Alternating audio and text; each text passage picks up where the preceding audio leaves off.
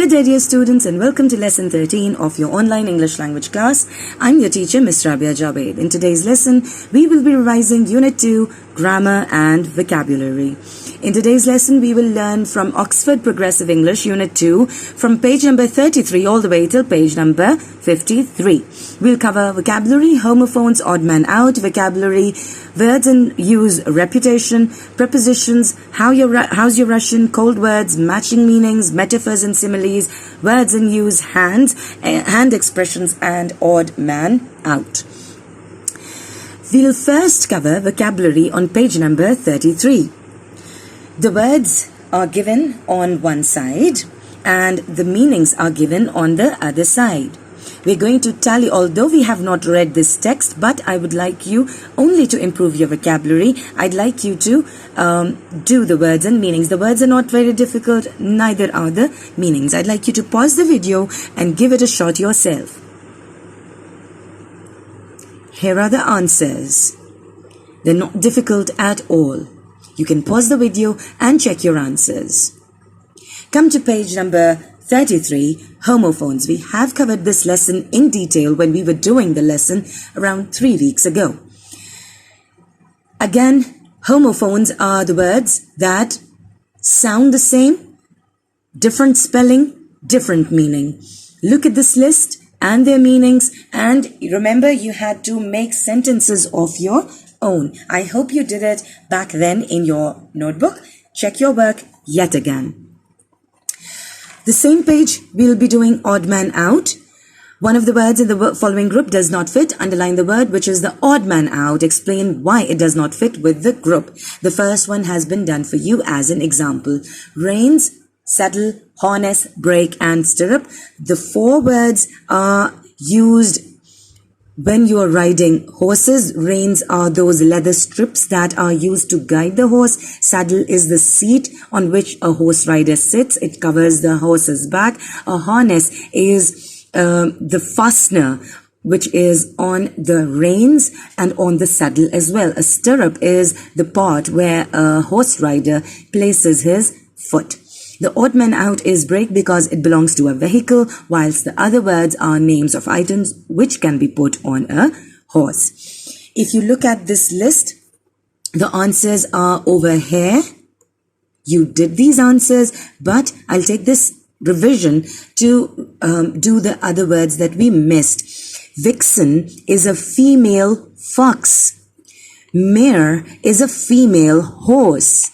Eve is a female sheep, and a doe is a female deer.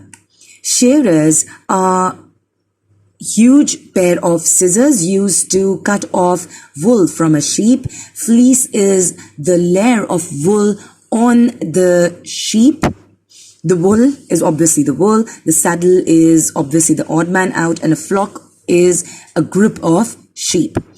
Neck, hoof, hands, head, lips. You're familiar with all of them. A hat, a cap, a cloak, a hood, and a bonnet. A bonnet, you know, is a small piece of covering for the head, normally for the babies. If this marker can write, it looks something like this. We put this on babies. And it has a little tie, and the baby's face come in the middle, and the baby looks absolutely horrible. Ew, that was disgusting. All right. A plain, creek, hill, hut, and steeps. Here are your answers. I'd like you to look through them. I remember doing them in detail when we were doing the others. I think I had forgotten to mention the name of the female animals. Come to page number 36, vocabulary. We did this exercise, hut and tie and the wonderful horse. Look at the words, look at their meanings. The answer key is given over here. Pause the video, check your answers. Moving over to page number 37, we have words in use, the word reputation. Hatem Tai had a reputation for being generous. To have a reputation for means to have a name for or to be known for something.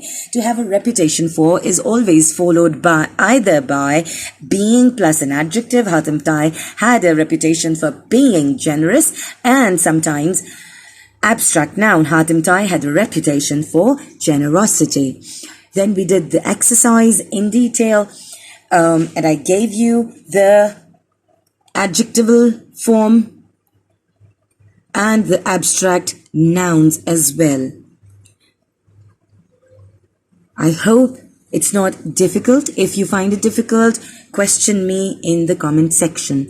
Moving over, how's your Russian? On page number 45, we had 6 basic words: samovar, gornitsa, lampada, shubas, держать, and volkai. Very easy words. We did them in detail. They're not very difficult. Moving over to cold words. This is basically a vocabulary exercise. You are given a word and you have to think of as many words relevant to it as you can. I was planning a little vocabulary exercise, but I am not going to incorporate it as yet because we are moving towards our assessments and probably assessments, since we're going to have the class tests. But for now, we're going to have short quiz tests, etc. So I'm not going to introduce anything new for now. Have a look at the list. This is the same list that we have done previously. Pause, have a review. Moving over to page number 45, matching meanings. The list of words is given over here on one side and the answers are given over here on the other side. You have to match the two. Here is your answer key. Pause the video, check your answers. Hand expressions. These are basically your idiomatic expressions where hand is used in different idioms and proverbs where needed. This text basically tells you the difference between a woman or a girl and a female and a male hand, and then later on it tells you that a horse is measured in hands, not in inches or centimeters or feet. A short exercise was given over here, 6 little sentences where you had to fit in the appropriate preposition to with the word hand to complete the expressions. Here is your answer key for exercise on page number 47. Moving over to the idiomatic expressions. The expressions are given over here. The meanings are given over here. You have to match the expression with its appropriate meaning. The answer key is given over here. We did this in detail when we were doing the lessons. If needed, you can, go to that lesson. That was lesson 10. Yes, lesson 10. You can go and review it if you need an explanation. The odd man out on page number 53. Again, we have not read the lesson, but the exercise was quite interesting and helps to build vocabulary. So, the answers are given over here. Pause the video, look at the exercise.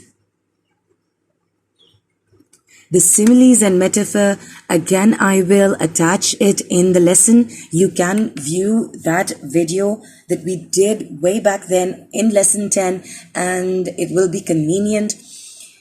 With that, we come to the end of our lesson. I hope the lesson was not, all the vocabulary and the grammar, none of it is difficult. Since I did the lesson in lesson 10 and 11, I have done the things in detail. If you wish, you can re-watch those videos if anything is not explained over here. But since I have covered everything in detail over there, that's why I did not give you much of an explanation. Only the answers have been shared over here. With that, we've come to the end of our lesson. I hope you're having a wonderful time, enjoying yourselves at home, and you enjoyed yourself over the Independence Day. I well, I made sure that we were having a blast. We had a lot of firecrackers, and my children and I and my family, we thoroughly enjoyed ourselves. I hope you did too. And with that, we come to the end. Stay safe, stay at home, take care of yourselves. Thank you.